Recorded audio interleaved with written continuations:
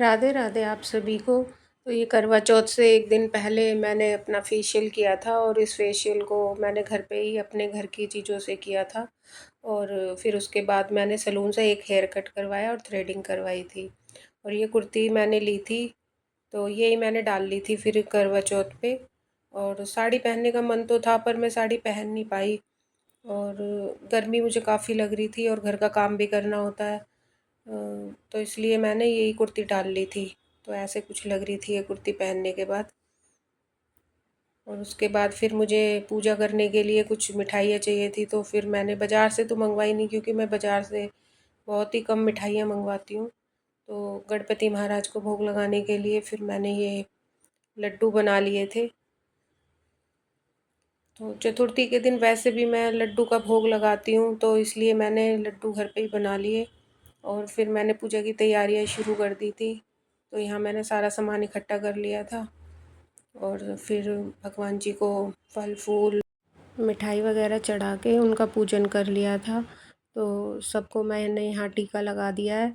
और उसके बाद फिर करवा माता को, गणपति महाराज को, तो आज तो गणपति महाराज का ही दिन था बुधवार को। और फिर उनको मैंने दूर्वा वगैरह भी चढ़ाई। और करवे को भी मैंने यहाँ पे स्वास्तिक बना दिया था उस पे। और तो मौली वगैरह बांधने के बाद फिर मैंने अपने भी टीका कर लिया था, दीपक प्रज्वलित कर दिया था।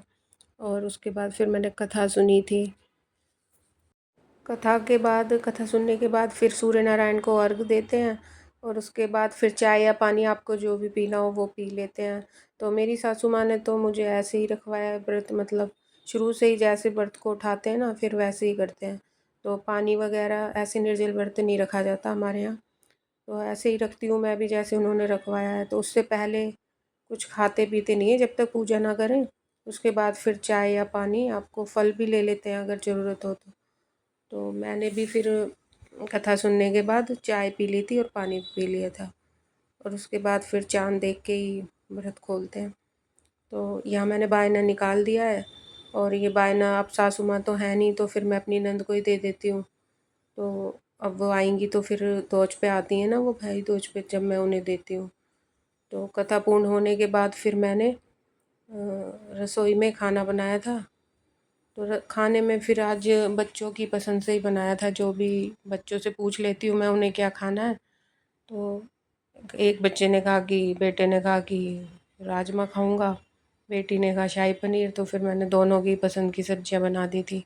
मेरे घर में तो ऐसे ही होता है, मैं बच्चों से ही पूछ के बनाती हूँ।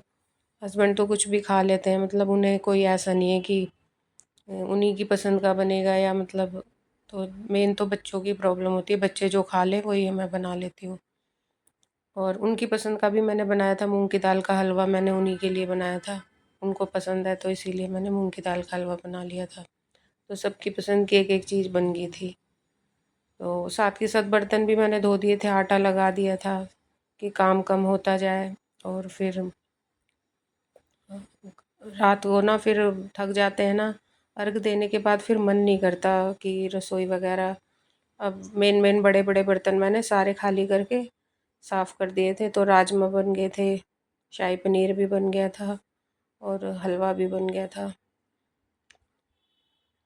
और थोड़ी सी पूरियाँ मैंने सेक ली थी, जो पूजा वगैरह करने के लिए चाहिए थी।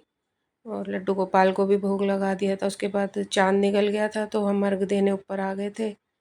और फिर मैंने चंद्र देवता का पूजन करके पतिदेव का पूजन किया। और उसके बाद फिर हम नीचे आ गए थे और फिर हमने खाना वगैरह खाया। तो फ्रेंड्स, मेरा करवा चौथ तो ऐसे मना। और आपको मेरा वीडियो कैसा लगा तो ज़रूर से बताना।